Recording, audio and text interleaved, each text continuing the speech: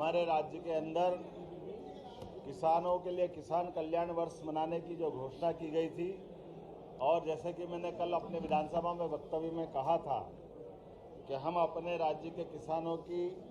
आमदनी बढ़ाने के लिए खास करके गर्मी की फसल में उड़द को बहुत प्रोत्साहन देने के लिए एमएसपी के अलावा मध्य प्रदेश सरकार अपने किसानों के लिए 600 रुपये कुंटल का बोनस देने जा रही है। ये अपने आप में बहुत बड़ी घोषणा भी है और योजना भी है, जिसके माध्यम से हमारे क्षेत्र के अंदर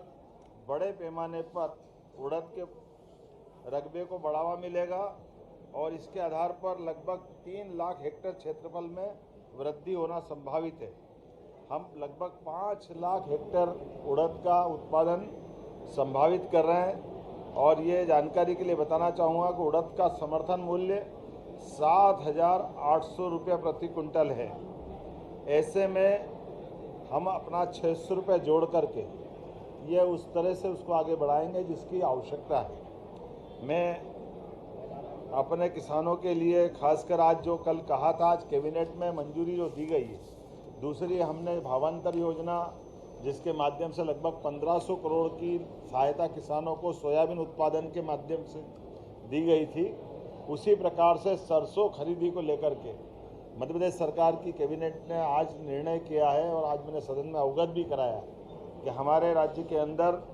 भावांतर योजना के माध्यम से जो 28% का रकबा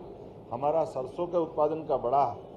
इसमें लगभग हम मान के चल रहे हैं कि 15.71 लाख टन का मैट्रिक उत्पादन सरसों का होगा।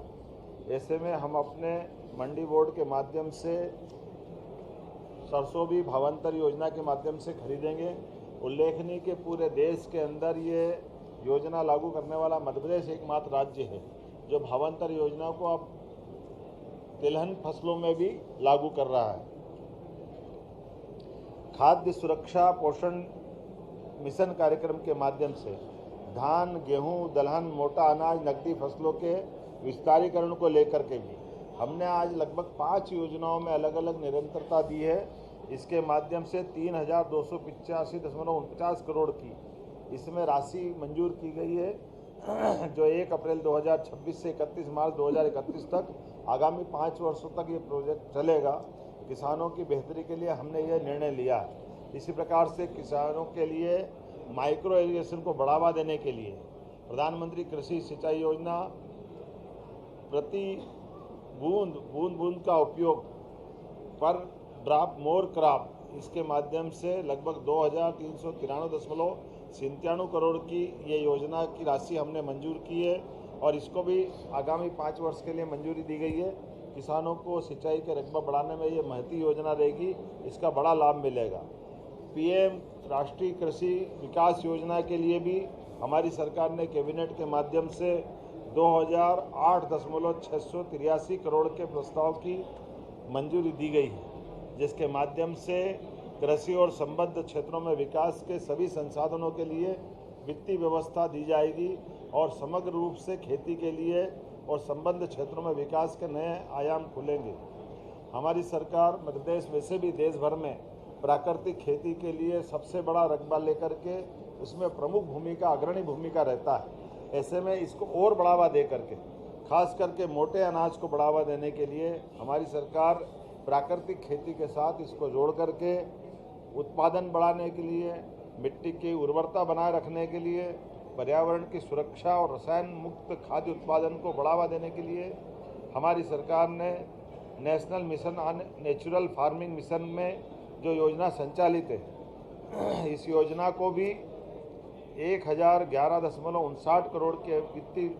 सहायता देकर के आगामी 5 वर्षों के लिए इस योजना को भी निरंतरता में लाए हैं। तिलहन फसलों के लिए भी हमारा राज्य बहुत तेजी से काम कर रहा है। ऐसे में तिलहन उत्पादन को प्रोत्साहन की आवश्यकता है,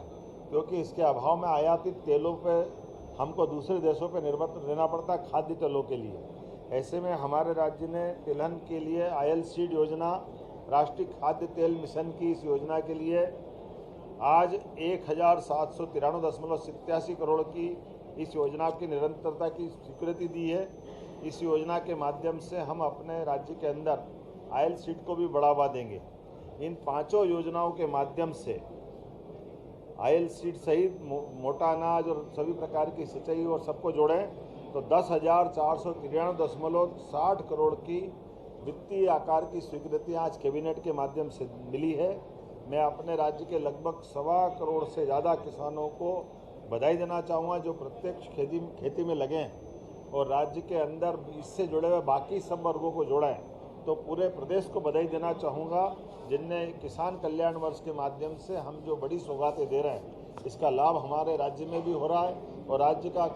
कृषि रकबा भी बढ़ रहा है, कृषि विविध फसलों को भी प्रोत्साहन मिल रहा है, प्राकृतिक खेती को भी प्रोत्साहन मिल रहा है, आयल सीड को भी प्रोत्साहन मिल रहा है। मैं अपने राज्य के सभी वर्गों के साथ साथ पीने के पानी के लिए भी हमने अपनी आज कैबिनेट में निर्णय किया है कि वो पंचायतों के माध्यम से किसानों के समान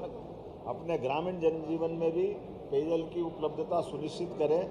जीराम जी योजना के माध्यम से हम इसके साथ जुड़ कर के भी भारत सरकार की मंशा के साथ कदम से कदम मिला के चलने के लिए तैयार हैं।